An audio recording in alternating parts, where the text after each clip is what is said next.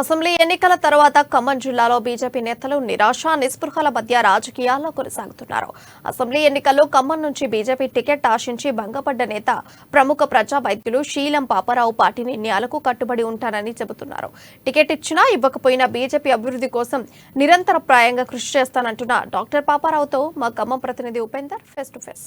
ఖమ్మం జిల్లా రాజకీయాలలో కీలక పాత్ర పోషించాలని చెప్పేసి వచ్చిన ప్రతి నేత ప్రజాసేవలో మునిగి ఉండి ఇప్పటికే రాజకీయాలు రాణించాలని చెప్పేసి ఆశాభావం వ్యక్తం చేస్తూ రాజకీయాలు చేస్తూ ఉన్నారు. ఈ నేపథ్యంలో ఇటీవల కాలంలో జరిగినటువంటి తెలంగాణ రాష్ట్ర అసెంబ్లీ ఎన్నికల్లో బీజేపీ తరఫున సీటు ఆశించి భంగపడినటువంటి నేత డాక్టర్ శీలం పాపారావు మనతో పాటు ఉన్నారు.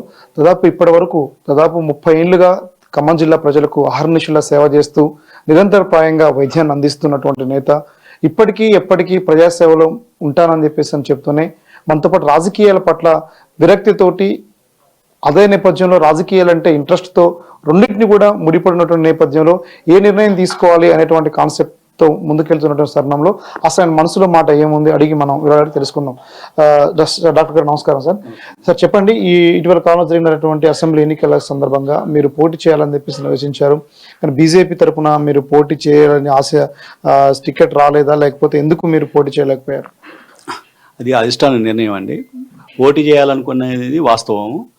నా పేరు ప్రపోజల్ కూడా వెళ్ళింది. దాదాపుగా కన్ఫర్మ్ అయింది అనుకున్న తరుణంలో అది జనసేన పార్టీకి ఇవ్వడం జరిగింది. అది అధిష్టాన నిర్ణయం. అధిష్టానం ఏది నిర్ణయిస్తే దానికి మేము తల ఉంచి మేము పనిచేయాల్సిన అవసరం ఉంది. దాని గురించి పని చేసినాం కూడా.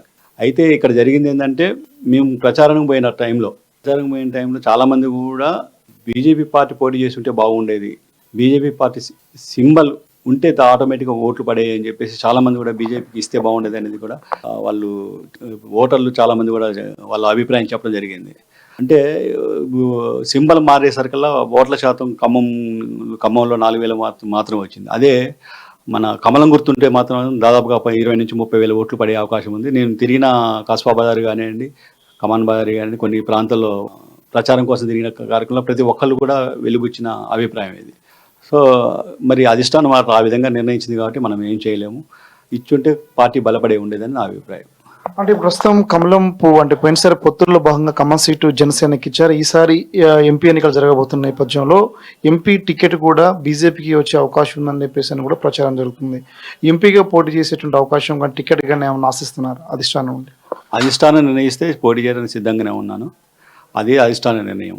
అంటే అధిష్టానం కూడా ఆలోచిస్తుంది, ఎవరికైతే బాగుంటుంది, ఎవరికైతే ఇస్తే బాగుంటుంది, ఎవరికి ఇస్తే ఓట్ల శాతం పెరుగుతుంది అనేది అధిష్టానం ఆలోచించి నిర్ణయం తీసుకుంటుంది. కాబట్టి మంచి నిర్ణయం తీసుకుంటుందని నేను ఆలోచిస్తున్నాను. అంటే ఈ డబ్బు ప్రభావం తీవ్రంగా ఓటర్ల మీద ప్రభావం చూపుతున్న నేపథ్యంలో ప్రస్తుతం ఓట్లకు సంబంధించి రాబట్టగలిగే శక్తి ఆ రకమైనటువంటి ఫైనాన్షియల్ సోర్సెస్ ఉన్న నేతలకి మాత్రమే టికెట్ ఇస్తున్నారని చెప్పేసి కూడా ప్రచారం జరుగుతుంది. ఈ నేపథ్యంలో ఇక్కడ మీరు దీన్ని ఎట్లా చూడాలి? మీరు మిగతా రాజకీయ పార్టీలు చూసుకుంటే నిజంగానే మీరు అన్నట్లుగా ఎవరైతే డబ్బు పెట్టగలే వ్యక్తులు ఉంటారో వాళ్ళైతేనే బాగుంటుందని చెప్పేసి డబ్బున్న వ్యక్తులను వెతుకుతా ఉన్నారు. గతంలో చూసుకుంటే ఎవరైతే ప్రజాసేవ చేస్తారో వాళ్ళే బలమైన వ్యక్తిగా రాజకీయ పార్టీలు గుర్తించాయి. కానీ ఇప్పుడు ఎవడైతే డబ్బులు పెట్టగలుగుతారో, 100 కోట్లు ఖర్చు పెట్టగలుగుతారో వాడే బలమైన వ్యక్తిగా రాజకీయ పార్టీలు అన్ని చూస్తూ ఉన్నాయి. కానీ బీజేపీ పార్టీ అలా కాదండి. బీజేపీ పార్టీ మేమంతా కూడా దేశం కోసం, ధర్మం కోసం చేసే పార్టీ. కాబట్టి మోడీ గారి సింబల్ మీదనే, మోడీ గారు అమిత్ షా గారి ఆదేశాల మీదకి మేము పోతాం. మోడీ గారి సింబల్ మీదనే మోడీ గారు దేశంలో చేస్తున్న అభివృద్ధి కార్యక్రమాలని మేము హైలైట్ చేసుకుంటూ ఓట్లాడుతాం తప్ప డబ్బులు వెదజల్లి కొనుక్కునే పరిస్థితి బీజేపీ పార్టీకి ఉండదు, ఎప్పటికీ రాదు కూడా. తెలంగాణ రాష్ట్ర సాధన కోసం నిరంతరప్రాయంగా మీరు ప్రజా ఉద్యమాల్లో పాల్గొని దాదాపు చాలా సందర్భంలో అరెస్టుల నేపథ్యం కూడా కనబడుతూ ఉంది. ఇదే నేపథ్యంలో జేఏసీ ఖమ్మం జిల్లా ప్రధానమైనటువంటి కన్వీనర్గా మీరు చేసిన తరుణంలో చాలా ప్రజా సమస్యలపై కావచ్చు, ఖమ్మం జిల్లా సమస్యల పట్ల అవగాహన ఉన్నటువంటి నేతగా మీకు గుర్తింపు ఉంది. అయితే ఆ రకమైనటువంటి గుర్తింపు బీజేపీ మీకు ఇచ్చిందని భావిస్తూ ఉందరా?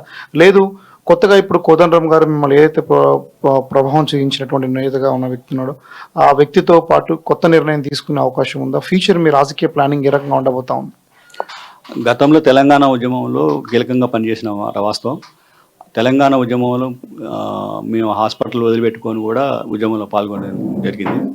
ఆ తర్వాత తెలంగాణ రాష్ట్రం ఏర్పడిన తర్వాతకి మళ్ళీ ఈ రాష్ట్ర ప్రభుత్వం ప్రజలకు అనుగుణంగా తెలంగాణ ప్రజల ఆకాంక్షల మేరకు ప్రభుత్వం నడవట్లేదని చెప్పేసి మళ్ళీ జేఏసీ యాక్టివేట్ చేయడం జరిగింది. దానికి చైర్మన్గా, ఖమ్మం జిల్లా చైర్మన్గా నేను కోదండరావు గారు నియమించడం జరిగింది.